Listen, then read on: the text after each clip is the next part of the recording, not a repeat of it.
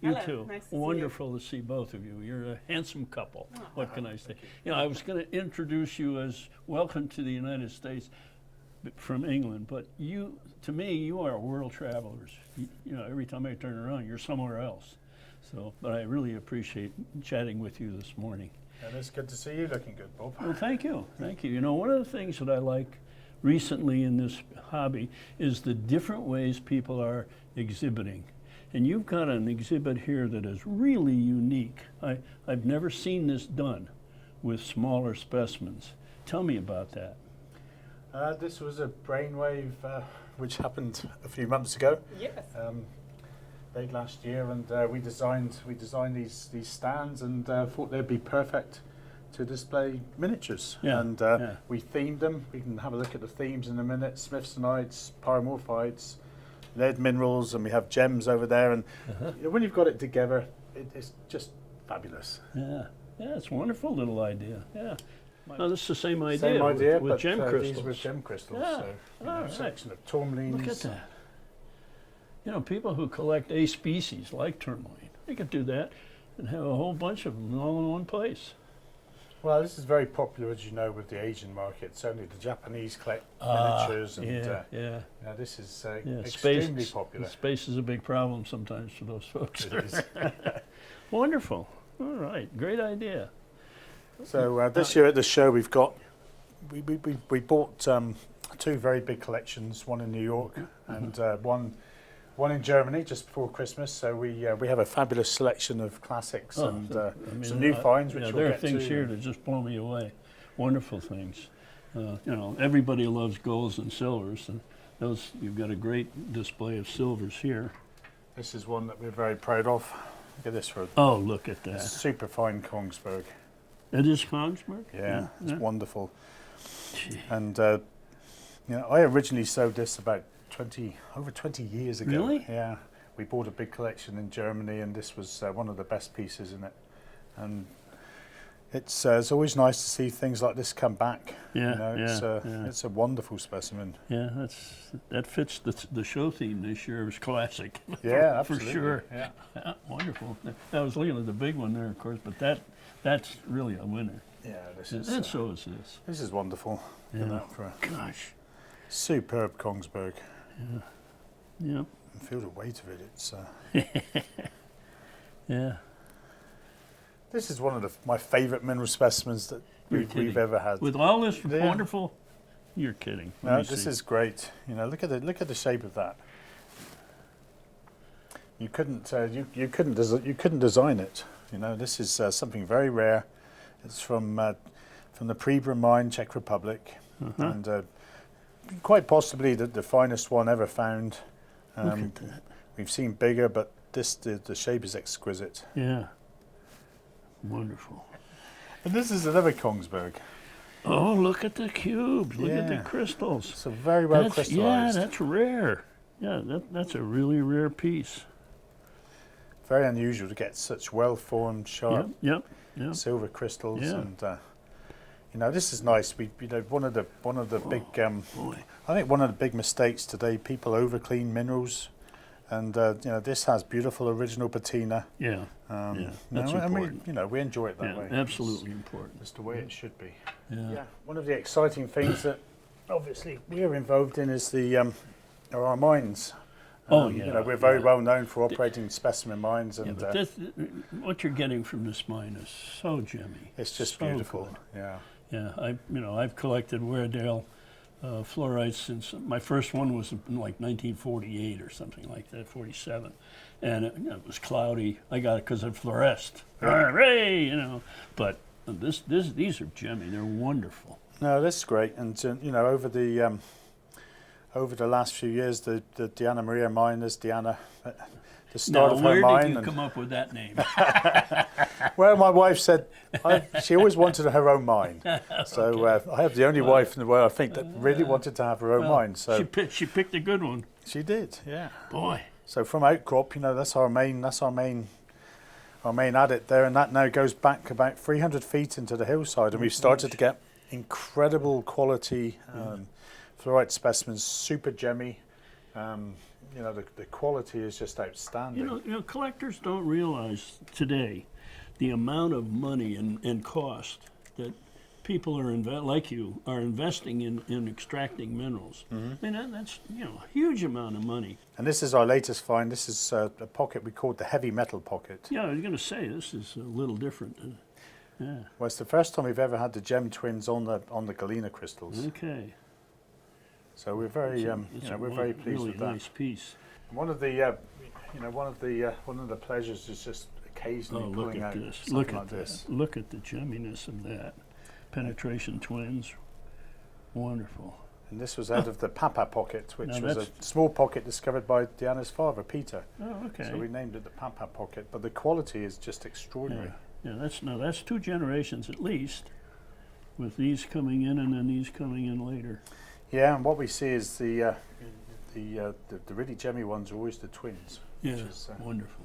which is lovely. So one of the things, one of the markets that we've developed, or I should say my wife has developed, is the cut stone. So she'll talk you through what she's done with those. This amazes me. Fluorite is not a gem material that you normally use in jewelry. Exactly. Come on, Yeah. this is wonderful. But literally the thought process was, if rhodochrosite can be cut, same hardness, so why wouldn't we be able to cut some of the really, really gemmy twins that came loose off the matrix, had their corners knocked off, and we weren't really sure what could be done with them. Yeah, So I started in 2018 to experiment and sort of having thoughts about having them cut. Looking at different cutters, looking at different cuts, and then throughout 2019 I had samples made, tried different things, and finally developed with a cutter a cut that would suit the fluorite, get the most light through it. So we are producing concave cuts, and yeah, That's a just trick. got going on them. If you open that second door as well, it's possibly better. So they are concave cuts, so meaning they have just more facets. So therefore, they are able to let more light through when you see it on the sides. Yeah. So they're just literally making it possible. Isn't that something? You know, So- that concave cut is a trick. It is. Yeah, facetors really have a problem doing that. So you found somebody who's very skillful. And They are and very can do skillful, that. and then the trick was also to set it into jewelry. So I did at the moment produce a majority of it in 925 silver, keep it affordable for a wider customer range. I see. And You have done in gold too? I do have little a bit? few things in gold set, as you can see here, but there's one piece that's specially Uh-oh. set. So it's a fairly large cut stone, and I put it. Oh, look at that. So, The and you can depth see of just color.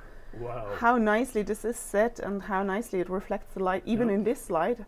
And then going outside, they retain part of their daylight fluorescence, so they have this nice hue of blue and really playing with the colors. And what was really surprising, it seemed always on the fluorites itself that they had always one color, but as you can see here, Oh, no. they really range from Yeah. a mint Yeah. to a dark green, and Yeah. that is really surprising. But Yeah. set in gold, Yeah. especially That's- this item, that's looks gorgeous. so fantastic. Yeah, that really fascinates me that your jeweler is skillful enough to mount these so they are protected, Yes. you know, against problems. And, Yeah, I mean the brings mounts out are that- done that- really beautifully. So he I gets- chose the designs for the mounts because I really wanted something that is simple and elegant and doesn't distract from the beauty of the stone. he gets the light coming through and that color, which is due to some rare earths, I assume. Wonderful, thank you. Thank you. That's the fun bit, Bob. When people say, "Well, what do you guys do for a break? Where do you go for holiday?" Well, you know, we talked about it a few years ago, and we decided that, you know, Diana decided that we'd have our holidays up at the mine. So Ah, our idea of a holiday is going and digging crystals, which, you know, it couldn't be better. I saw a piece of morganite in here that's carved that caught my eye. Yeah, we're, you know, in 2020 we're very lucky to have, you know, in this business, some very talented people. And one of those people is a very good friend of ours, Patrick Dreher, who you know. Okay. And Patrick is, you know, he is one of the world's top gemstone carvers. Yeah. And, you know, occasionally we'll find a specimen that, you know, gem crystal that just, you know, it's not going to quite sell. It doesn't fit today's market. And, you know, these two beautiful carvings were, the result of one of those gem crystals that just didn't quite sell.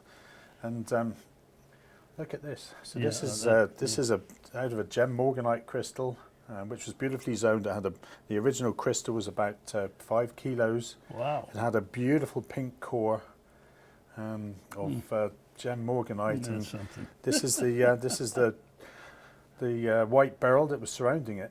And Patrick created these. Aren't they exquisite? These are all out of the same crystal. All out of the same crystal. I'll be darned. Isn't it something? Yeah, just magnificent. Yeah, I learned something Agate today. eyes. No, he's done a wonderful job. Yeah, oh, yeah. This is actually a new find from Volodarsk. This Oh. specimen came out literally a matter of weeks ago, and look at the quality and the colour. Yeah, It's yeah, just, the color is excellent. Yeah. yeah, and this is out of the 521 pegmatite. Boy, But, what that's a crystal. a beast. Look at that. That older Tsumeb Azurite really caught my eye. I just don't remember seeing anything quite that quality in a long, long time. Yeah, well, this Perkins Sam's pocket was very famous. You know, you've got the beautiful chatoyancy with the malachite, which is gradually replacing the azurite. Yeah. And around the alteration rim, you get the, you know, that's where you get that magical fire. Look at that. Yeah. Get it in the light there. You get this magical blue fire around the rim. Yeah. And that's what Tsumeb azurite That had is to all have come about. from the upper oxide zone. Yeah, Perkins This Sam's was- pocket was lower down in the mine. This was. I Was think- it really? Yeah, Yeah. I think it was 23 level Ah. or 29 level. Yeah, these were quite low in the mine on the second oxide zone. I'll be darned. Yeah. Oh, now this is some of the new Wulfenite out of Mexico? No, this is actually a very fine Wulfenite from Toussit in Morocco. Probably came out in the 80s, very early one. Yeah. But very rare to get such, Yeah, you know, good such group. a good yeah. one for there. Yeah. Yeah, most of them are on a barite matrix or something. And, yeah, they don't show as well. So you know all about Bisbee. A little. This is, you know, this is a very rare mineral called Gerhardtite, which is one of the rare copper nitrates, very similar to spanglite really. And this is the Buttgenbachite, all in cuprite. Extremely rare mineralogy, extremely rare. Yeah, And this is one of the finest we've ever seen. that's really special. This is interesting for 2020. So this is a new book that has just been finished by Desmond Sacco in Africa. Is it really? And you know, his collection really is one of the Oh, yeah. treasures of the mineral world, as you know. And Yeah, you know, yeah. this beautiful coffee table book is his latest production, just showing some of his favourites from the magnificent collection that he has. Yeah, yeah. And it's Yeah, I was fortunate enough years ago to go to see his collection with Dick Bedell. Well, in this case, I see at least one great old classic sitting right in the middle, the glove Wulfenite. yep, That's this is a- wonderful. That's really a very, very fine one. Yeah. Yeah, it's No wonderful. damage, really a good one. No, we're very Yeah. proud of some of the pieces in here. Yeah. It's one of those new quartzes from Colombia. Oh, yeah, I heard With about the, those, and I really haven't had a chance to see any of them. No, I've seen Really seen nice. very few Yeah, that I they've like. been, And they've been out for a couple of years now. yeah, and this is the first one I've seen that I really like. Yeah, It's yeah, magnificent. That's very showy. Yeah, I wonder what the cause of the color is. Probably some inclusion here. Yeah, no, they've got Hematite some. or something. No, I think they're an organic mineral. Think so? Yeah. So this came from a very old collection we just bought in Germany, and this is something that Crystal Classics doesn't always have. But whenever we buy old collections, sometimes we'll Is that find a piece of meteorite? a nice piece of meteorite. For God's sakes. And Yeah, look at this. Nickel iron. You can see the Woodman-Stoughton lines. Yeah. So this is a real old Look at that. American classic. 43.5 grams of Tazewell, which is a rare meteorite, and this was sold, I guess, in Vienna back in the, that's an old Julius bomb level from back in the late 1800s, and it was sold to Bergdirektor Geipel, who amassed one of the better collections in Germany during the late 1800s, and it's just great to see these old things with their labels coming up again. Yeah, the labels are special. This Bolivian?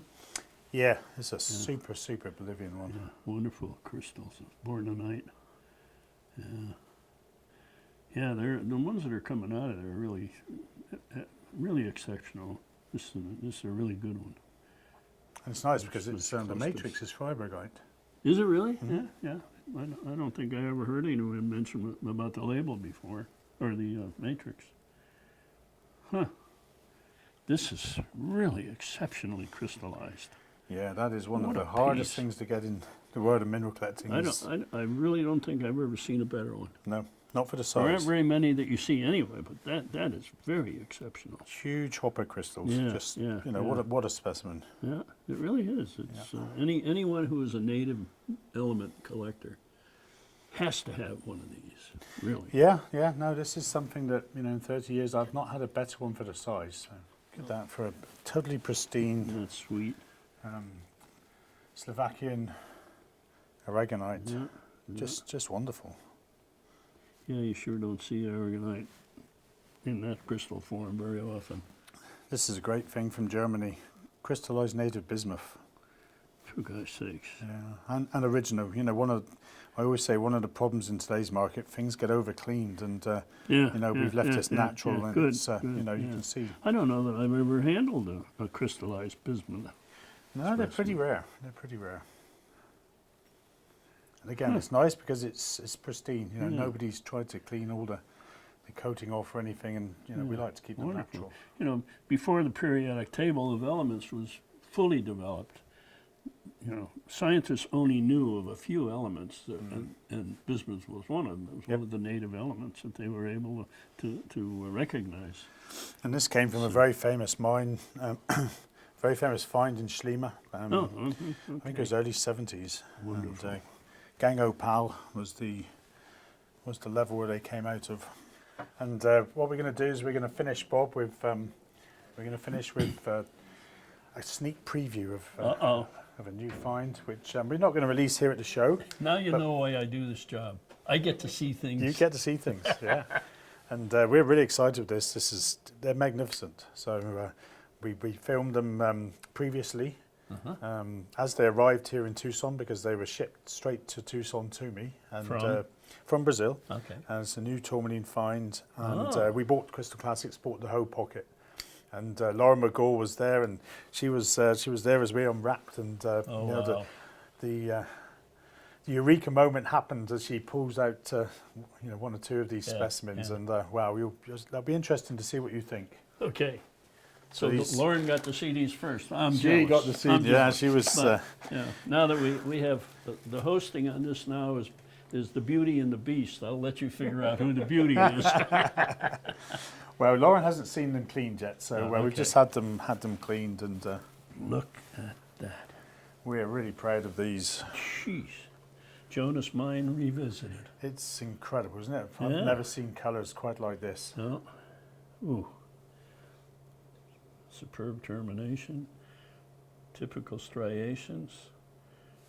But look at the Nice colour. zoning and the color. Yeah. What a piece. Whew. Obviously, this wasn't the only one out of the pocket.